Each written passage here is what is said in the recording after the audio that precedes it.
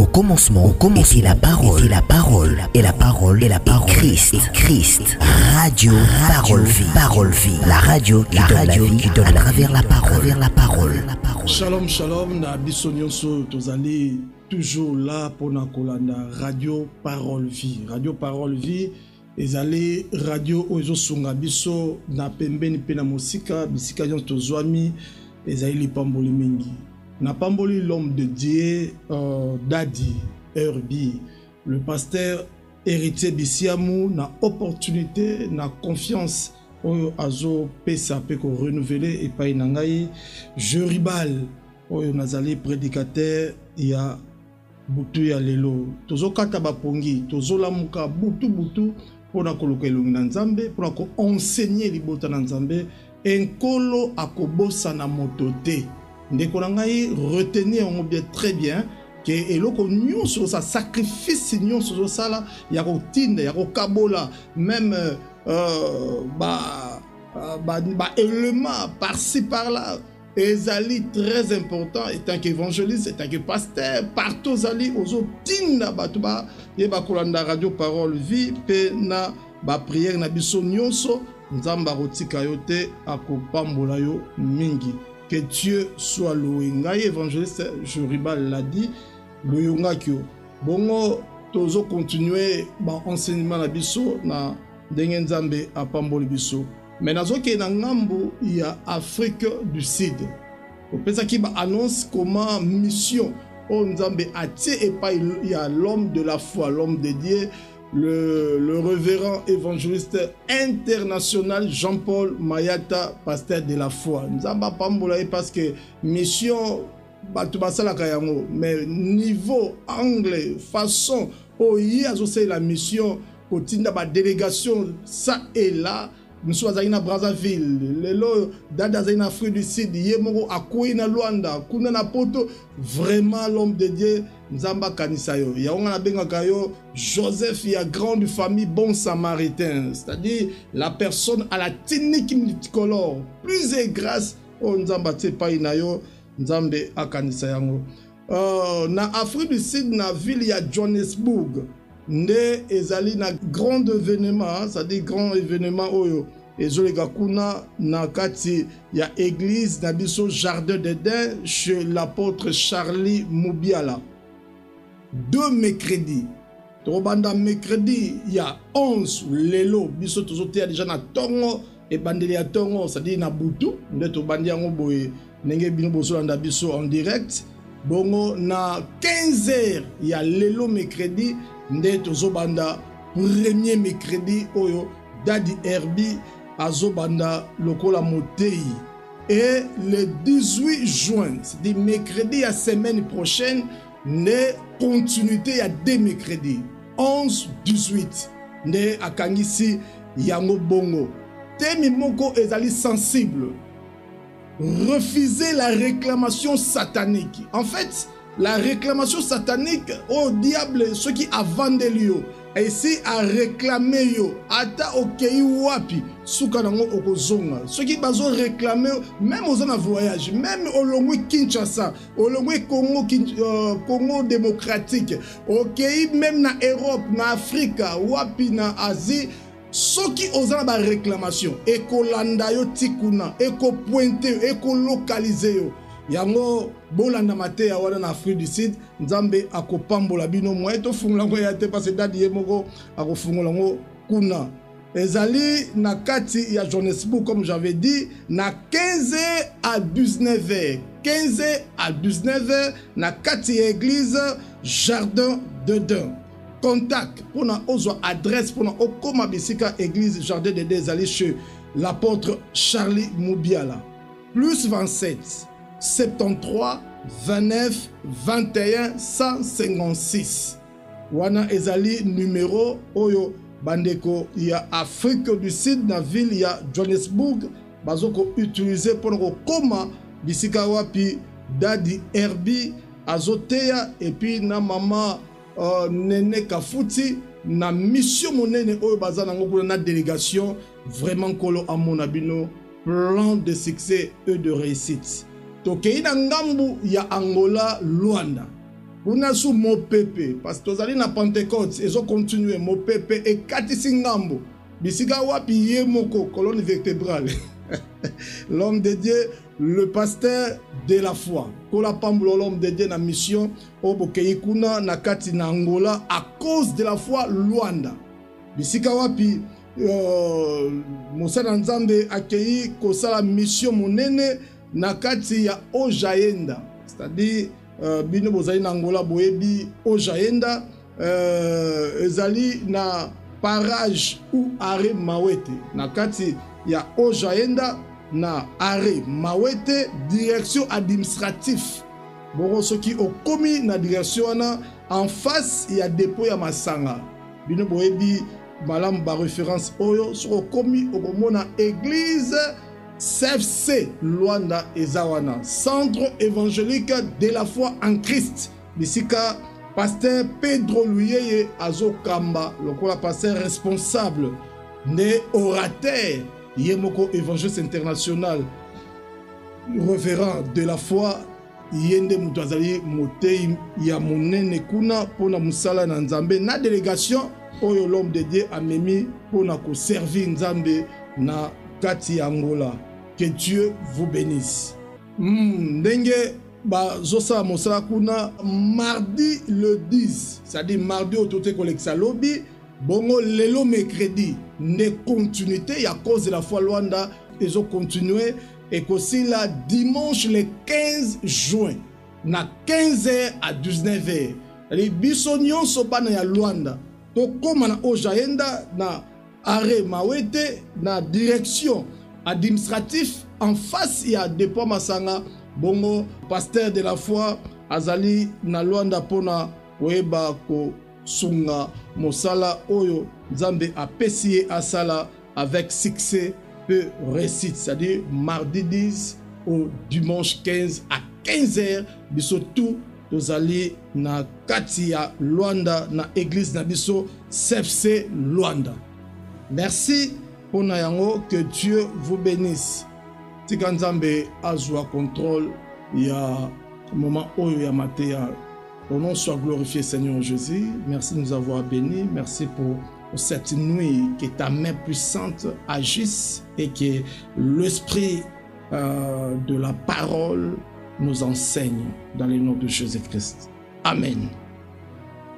Merci beaucoup. Tobandai déjà kolobela likambo oyo thème tozo oezali na semaine na biso pendant la nuit. Pendant la nuit, et si katotanga ki Biblia na 1 Roi chapitre 3 le verset 16 à 27 nde tozo continuer kotanga bon tobimisa oyo Nzambe ate kati na biso. 1 Roi chapitre 3 le verset 16 à 27. Nazui verset 18 à 20 pona nanda kunde borotanga mwa molai. Le verset 18. La Bible dit ceci: 3 jours après, cette femme est aussi accouchée. Nous habitons ensemble. Aucun étranger n'était avec nous dans la maison. Il n'y avait que nous deux. Le fils de cette femme est mort pendant la nuit parce qu'elle s'était couchée sur lui. Elle s'est levée au milieu de la nuit. Elle a pris mon fils à mes côtés tandis que ta servante dormait. Et elle a couché dans son sein. Et son fils qui était mort, elle a couché dans mon sang. Awa maman oyazolela. Bazali 2 femmes prostituées. Basala kindumba. Bamesa na bango eza vi na bango. Le quoi se retrouve qui na même salle, na même chambre, na même milieu, na même endroit. Oh lali na gauche, mosusu lali na droite. Mais pendant la nuit. Bien aimé, les Kamuna biso zali pendant la nuit. Tikana bisayo, la nuit, une période quotidienne durant laquelle le soleil est sous notre horizon et il fait noir. La nuit, c'est l'obscurité, c'est le ténèbre, la nuit. Si tu as boutou au commonate, parce que mon toza limité na vision pendant la nuit, parce qu'il ne voit rien. Il n'y a que de noir devant lui. Au commonate sombre, Parce que butu ezawana, eza obstacle, o eza liboso na yo. Il y a un moment de biso dans le studio, bien qu'on est dans la nuit, mais il y a la lumière. Il y a un moment de monana. Mais ceux qui ont la lumière, butu côté même il y a toute la caméra. Pourquoi? Parce que moto a koki ko approfondir regard na été vision na été na kati na butu. Oh bien aimé, maman oyo pendant la nuit à lali, l'autre aussi à lali. Mais pendant la nuit makambo salami, il faut faire très attention dans la nuit. Yo la la pamba pamba o lali ti tongo etano la muki. Oh ndeko, assurance ni yo sana ngoke pond na kati ya butu wana. Oh, c'est vrai, nous avons un Dieu puissant, très puissant, plus que la puissance. Oh, il y a pas de télévision, d'autres boucliers. Mais, est-ce que beaucoup qui veille n'angate une heure? Parce que Angi a enseigné que Boutou eza Boutou amakambu. Na kacha Boutou wana mwasi moko. Alaleli mwana na ye. Alaleli mwana na verset 19. Mais tant a remarqué que mwana ya kufi atali moninga oya yaza na bomoy akeko changer. Azui kufa apesi azui boboy akena yango. Comment est-ce que diable azo changer les pamboli ya mwana nzambe pe apesi malédiction? Parce que la femme B azo utiliser le lengue à Satana, malice, ya diable, mayele mabe, Satan zakande ngwana. Tango nzambe atini bakoma Biblia, pour que verset au chapitre au livre ya un roi, bakoma la biso lisolo ya deux femmes prostituées. Et ça y pour être biso église d'aujourd'hui, de comprendre que makambu mosusu e komagana butu et koki conduire vie à moto peut épandir vie. Nous doit se perdre. C'était pendant la nuit où Jacob a qui remarqué que Léa va passer la place à Rachel. Comment est-ce que moto a travaillé 7 ans? Après 7 ans, et ça va payer valeur, richesse, va payer biloko mbongo na ye. Tope eloko oye asenglai kozwa pona mosala oye asali service oye rendre. Même oko ba pesi salaire. Atali ngote na butu. Mais na tongo a vérifier boy incroyable. Et ça Léa, mais ça qui rachelité. Bien aimé, je voulais vous dire une chose. Et c'est que biso tozala veille. Tango makambu ezo comme la biso vérifier dans l'esprit. Comment vérifier dans l'esprit? Mais ceux qui osent aller connecter avec le Saint-Esprit, le Paraclet, l'Esprit de Dieu a qu'on révéler, a qu'on discerner dans endroit, les mouvements, pour que moto asso sur que makambo oeze anzambete si ba memingai bomo ya mwana ngai richesse na ngai bénédiction na ngai.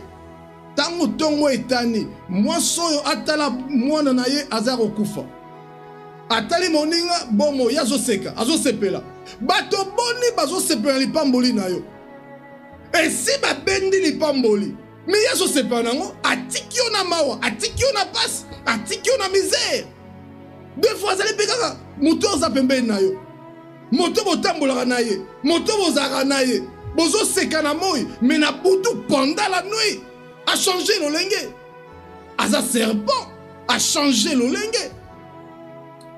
Comment est-ce que yozo demeuré na motona? Parce que l'esprit de Dieu a sombre de vie na yo. Bible obina biso tondo kuera na lisumu le Saint-Esprit devient attristé. A kiti, a komi ma alongwete, mais a komi na mawa, kati na mokliso, kati na moto.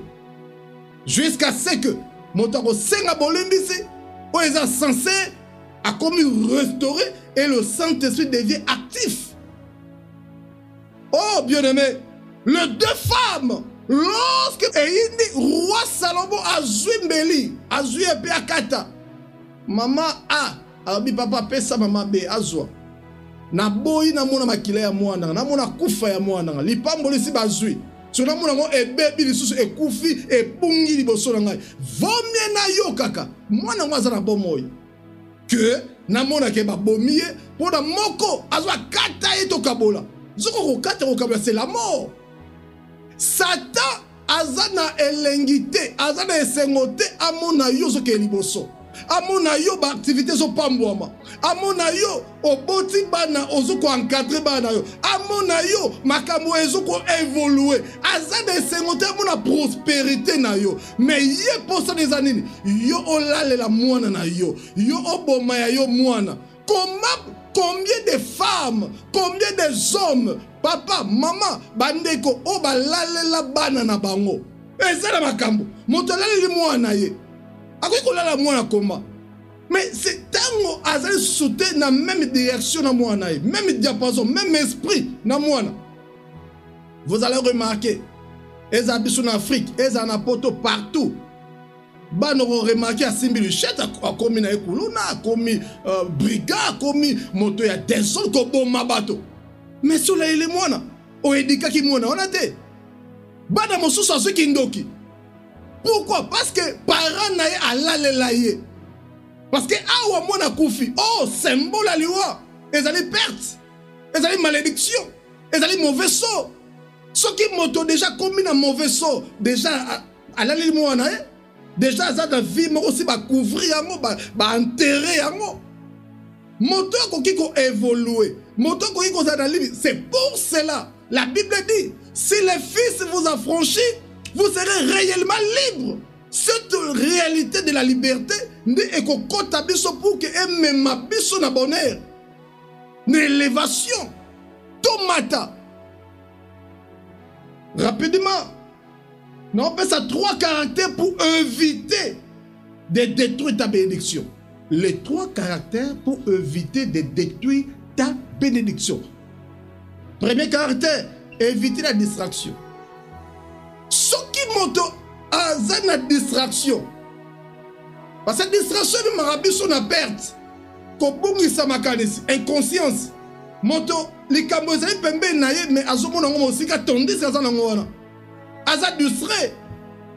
Yango to komona ezaki na ndeko moko apôtre Paul azoteya ye dikola ndako étage azotela de gauche à droite distraction sur yaku ya kufi so l'homme de Dieu tende anga la mukate ti Paul ay ko prier pour na yazonga na bomo mais ndeko na d'abord akufaki parce que distraction ko maliwa yozo kaisa bakadam ozala ba écouter na matoy makaisi ezali ya ko pumbwa mais monter ko tout ayo monter ko tout ayo li oui ko ya distraction même dans l'église, dans la parole de Dieu. Nzambe a baissé ligne droite à suivre, mais yoso qui na mopanzi, on a distrait. Israël a distrait le désert, c'est pour cela que soit qui bango. Il faut éviter la distraction. Parce que na kata distraction de maman oyo alala ki mwana ye. Pendant la nuit, il y a zo roulé, azo baluka, azo yebate que les pamboli na eza à côté. Oh attention bien-aimé, 2. Il faut bien contrôler ta périphérique. Je répète, il faut bien contrôler ta périphérique. Qu'est-ce que la Bible dit? Les 2 femmes étaient ensemble, dans un même lieu, même chambre. Périphérique, il y a moi sur Baïbaki Mouana. Et Zaki, l'autre là, na proximité. Nde maman wana aye ko changer Mouana. Périphérique, ceux qui osent contrôler Motaza Pembe na yote. Entourage na yo, il faut la saisir. Batu mingi va se perdre pourquoi? C'est parce que entourage zamabe na ba dimension sur la vie, même église, même na vie sociale, na vie professionnelle. Partout yozali makambu ekoki ko varier négativement, soki kaka batu baza pembe na yo bazo sala mabe, ozo contrôler bango te. Oh, gloire à Dieu. 3e, il faut avoir la sagesse. Il faut avoir la sagesse. Sagesse, Bible lobby. La femme sage bâtit sa maison, mais insensé la détruise. Ce que ça insensé, oko panza lipamboli, oko buka nyonso pe oko bebisa nyonso. Tika molimo mo santo asunga biso. To comprendre comment est-ce que l'esprit de Dieu ana posa amatisa biso au zénith tozwa niveau mosusu ya komona makambo, une vision taillée. Oh, gloire au Seigneur. Nzamba zobre le kumu poete. Et c'est moi mingi to kende. Mais le temps nous fait défaut. Nzambe ya pasteur de la foi. Yesu Christ de Nazareth. Oyo azali bon moipo na biso. Radio parole vie. Le Dieu qui est vie. Tika a koti sa vie na bomo ya moko na moko. Et que Jésus-Christ de Nazareth restaure, rétablit nos vies.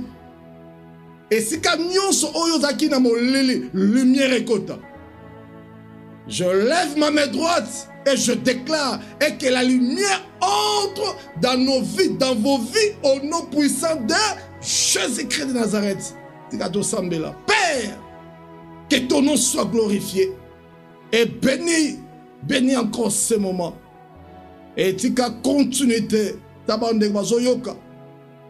Oh, le Saint-Esprit, sans limite, sans frontières, au toucher, au impacté, ma pamboli, sécurité, paix, joie, et ça la partage dans les noms puissants de Jésus-Christ de Nazareth, Netrobi. Amen. Et ça qui bongo, l'évangéliste Chériba et Louis. Que Dieu vous bénisse. Au commencement, était la parole, et la parole, Christ, radio, parole vie, la radio qui donne la vie à travers la parole.